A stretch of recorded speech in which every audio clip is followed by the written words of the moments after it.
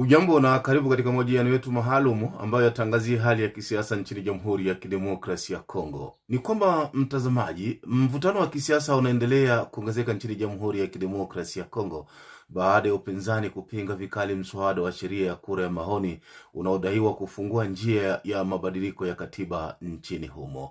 Maandamano yaliyoitishwa na upinzani jana yalivurugwa na polisi, huku taarifa zikieleza kuwa ofisi ya chama cha kisiasa cha kiongozi wa upinzani Martin Fayulu iliharibiwa. Serikali kwa upande wake imeendelea kusisitiza kwamba inaheshimu taratibu za kikatiba na sheria za Jamhuri ya Kidemokrasia ya Kongo. Lakini matukio haya yanaashiria nini kwa mustakabali wa demokrasia nchini Jamhuri ya Kidemokrasia ya Kongo? Je, ni mwanzo wa mgogoro mpya wa kisiasa au ni mvutano wa kawaida kati ya serikali na upinzani?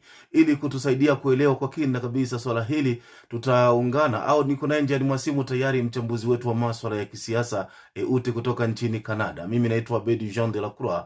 Niseme karibu Euti bila kuchelewa kabisa. Je, kuvurugwa kwa maandamano ya upinzani na hatua zilizochukuliwa dhidi ya ofisi ya chama cha Martin Fayulu kunaashiria nini kuhusu hali ya uhuru wa kisiasa nchini Jamhuri ya Kidemokrasia ya Kongo?